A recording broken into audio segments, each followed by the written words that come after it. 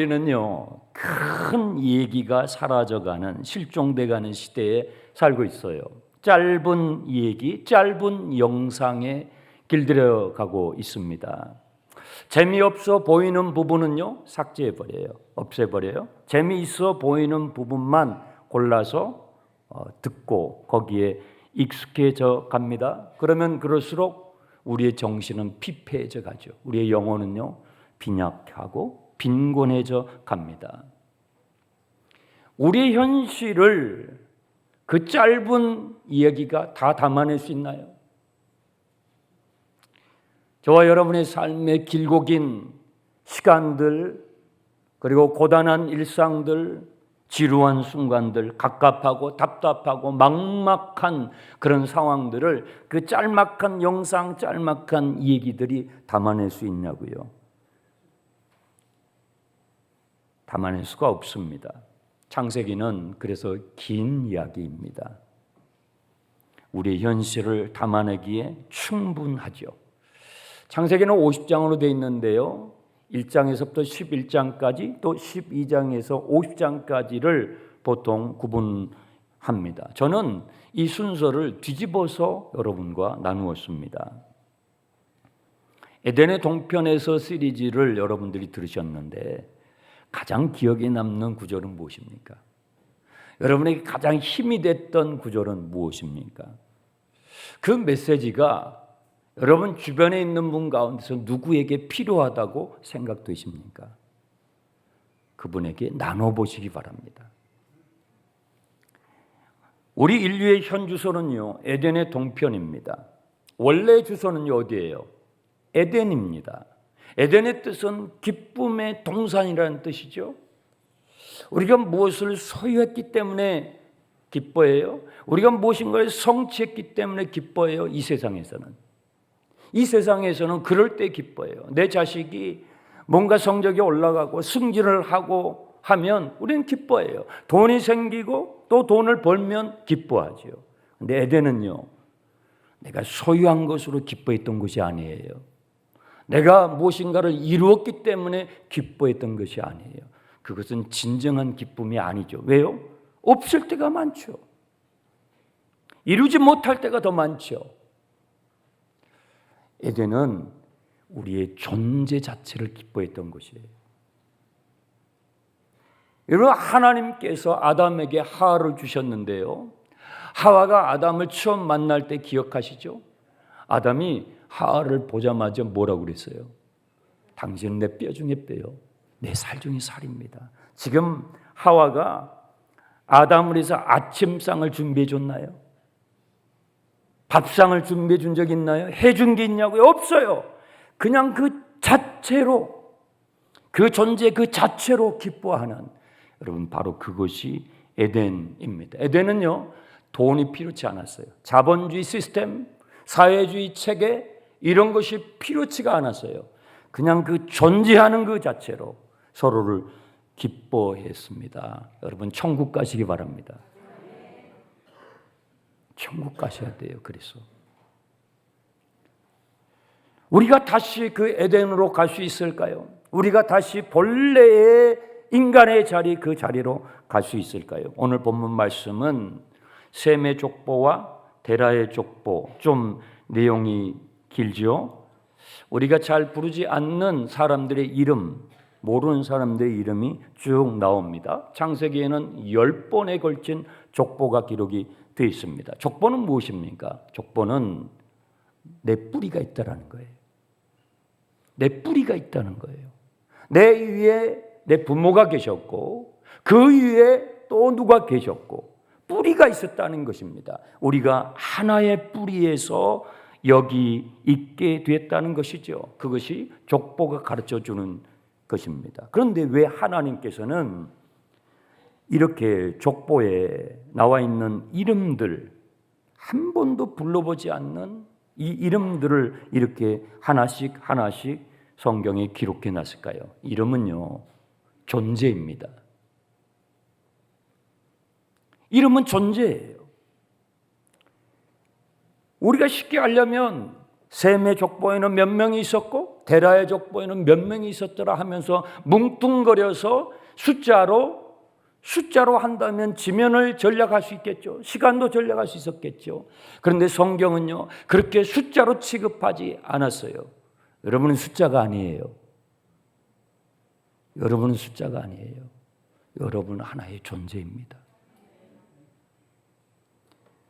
하나님은 우리를 대할 때, 여러분을 대할 때 하나하나의 존재로, 무명하지만 사람들은 안 알아주는, 유명하지 않는 저와 여러분이지만 하나님은요, 우리를 존재로 대하십니다. 하나님은 여러분을 사랑하십니다. 그래서 성경에는요, 이렇게 이름을 하나씩 기록해 놓은 것입니다. 셈의 족보의 끝부분인 26절을 한번 보세요. 데라는 70세에 아브람과 나홀과 하란을 낳았더라. 또 27절, 데라의 족보는 이러하니라. 데라는 아브람과 나홀과 하란을 낳고 하란은 롯을 낳았으며, 지금 데라와 아브람과 나홀과 하란이 이 두 구절에서 계속 교차해서 기록되어 있습니다. 노아와 아브라함은요, 동시대를 살았던 사람입니다. 노아는요, 홍수 후에 350년을 더 살았습니다. 그것을 계산을 해보면 아브람과 노아가 겹치는 시간이 나와요. 약 50년 정도의 시간이 겹칩니다. 노아와 아브람이 함께 만났을까요? 성경에는 그런 기록은 없습니다. 노아가 아브람을 만나서 홍수에 있었던 일, 홍수 전에 있었던 일을 얘기했을까요? 성경에는 노아와 아브람이 만났었다라는 것은 기록되지 않습니다. 하지만 우리는 짐작할 수 있습니다. 문맥을 통해서요. 아브람은 노아의 존재를 알고 있었던 것 같습니다. 그리고 노아 시대의 홍수와 그 이전의 에덴의 이야기, 에덴의 하나님에 대해서 아브람은 알고 있었던 것으로 충분히 짐작됩니다. 왜냐하면 아브람은요, 제단을 쌓습니다. 여호와의 이름을 부르며 예배합니다. 누구한테 배웠을까요? 그 동시대의 노아와 그 노아에게 영향을 받았던 사람들을 통해서 아브람은 예전 시대의 여호와 하나님의 이름을 알게 되었겠죠. 하나님께서는요, 바벨의 시대, 바벨의 뜻은 혼란이라는 뜻이에요. 혼돈이에요. 그 혼돈의 시대에 희망의 여명을 만들어 가시는데 어디서부터요? 한 가정에서부터 만들어 가셔요. 아브라함의 가정. 가정은 참 중요해요. 어두운 시대, 혼돈의 시대, 갈 바를 알지 못하는, 방향을 잃어버린 시대에 하나님께서는 희망의 빛을 여명을 그 바벨의 한 도시에 살아가고 있는, 아브라함이 살고 있었던 갈대아 우르는요, 시날 평지에서 그렇게 멀지 않아요. 그 바벨의 한 복판에서 살아가고 있는 무명의 한 가정을 통해서 하나님께서 희망을 만들어 가셔요. 하나님께서 오늘 이 시대에 여러분의 가정을 통해서 그런 일을 행하시기를 축원합니다. 왜 하나님은 아브라함을 부르셨을까요? 당시의 사람들이 아브라함만 있었던 게 아니죠. 왜 하나님은 그 아브라함의 가정을 부르셨냐 이 말이에요. 아브라함이 뭔가 나았을까요? 뛰어나서요? 하나님 앞에 한 것이 많아서요? 그렇지 않습니다. 그렇지 않습니다. 하나님께서 아브라함을 부르셨던 것은요, 그것은 전적인 하나님의 주권적인 선택입니다. 오늘 여러분이 이 자리에 앉아 계시는 것은 여러분이 잘나서도 아니요, 여러분이 뛰어나서도 아니고, 여러분이 다른 사람보다 더 선해서도 아닙니다. 하나님의 주권적인 은혜입니다. 그런데 이 하나님의 주권적인 선택에 대한 아브라함의 반응이 있었다는 것입니다. 우리의 삶은, 이 믿음의 여정은요, 그 두 가지가 같이 가는 거예요. 하나님의 주권의 선택과 나 자신의 결정이요. 우리의 반응이 이 두 가지가 같이 있어요. 내가 하나님을 따라가고 싶은데 하나님의 부르심이 없어요. 그러면 진도가 안 나가요. 하나님이 나를 부르시는데 내가 거기에 반응하지 않으면 역시 진도가 나가지 않아요. 이 두 가지가 같이 갑니다.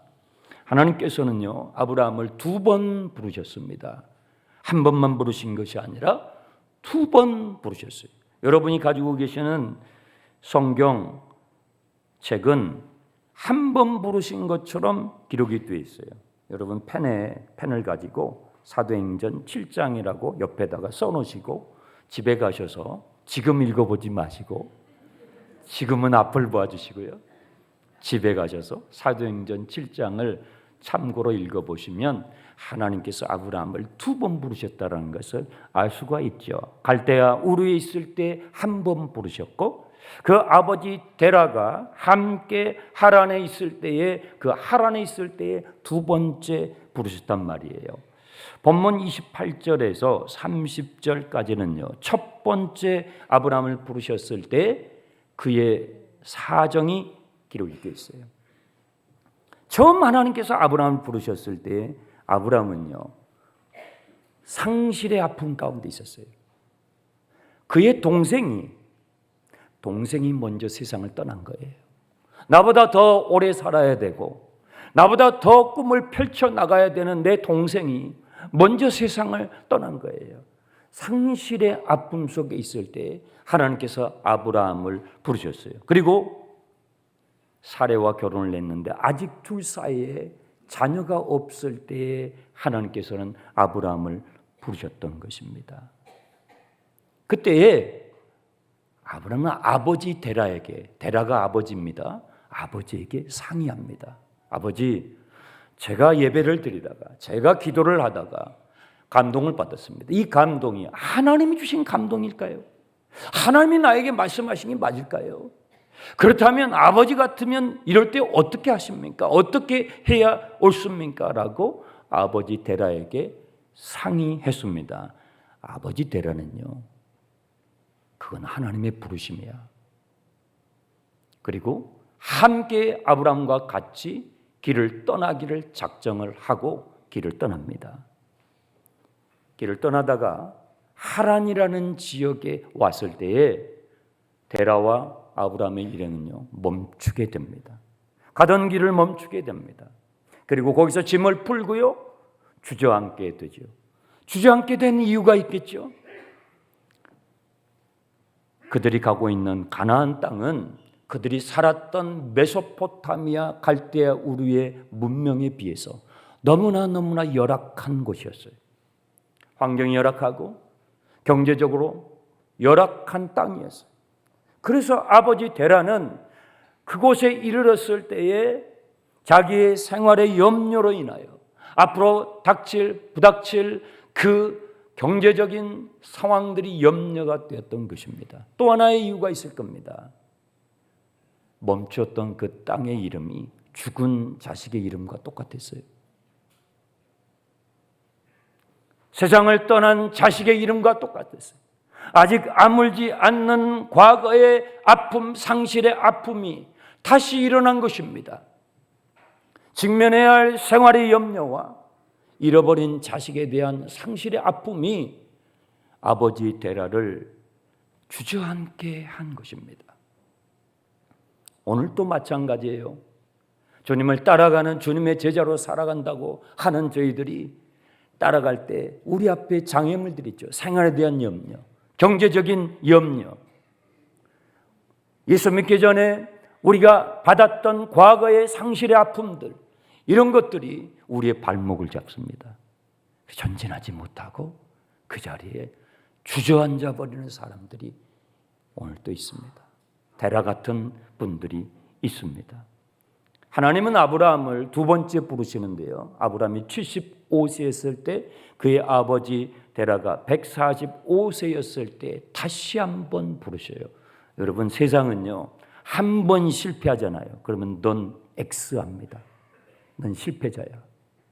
넌 낙오자지. 이 세상의 논리는 그렇습니다. 실패하면 실패자라는 낙인을 찍습니다. 그런데요, 하나님은요, 우리가 믿는 하나님은 우리가 한 번 실패했을 때 우리를 낙오자라고 실패자라고 낙인 찍어버리지 않습니다. 하나님 우리를 다시 불러주십니다. 다시 불러주십니다. 할 수 있다라고. 실패한 그 자리, 주저앉아 있는 그 자리에서 다시 일어나라고. 나는 더 이상 앞으로 나갈 수 없어요. 나는 더 이상 앞으로 전진할 수 없어요 하는 바로 그 자리가 오늘 새로운 오늘 꿈꾸라는 자리, 새로운 내일을 향하여 나아가는 자리라고 주님은 우리에게 도전해 주시는 것입니다. 12장 1절에 보시면 두 번째 아브라함을 부르셨을 때 하나님의 음성은 이와 같았습니다. 여호와께서 아브라함에게 이르시되 너는 너의 고향 친척과 아버지 집을 떠나 내가 내게 보여줄 땅으로 가라. 내가 너로 큰 민족을 이루고 내게 복을 주어 내 이름을 창대하게 하리니 너는 복이 될지라. 너를 축복하는 자에게는 내가 복을 내리고 너를 저주하는 자에게는 내가 저주하리니 땅의 모든 족속이 너로 말미암아 복을 얻을 것이라 하신지라. 이에 보세요. 이에 아브라함이 여호와의 말씀을 따라 갔는데 그때 75세였습니다. 여호와의 말씀을 따라 동편에 있었던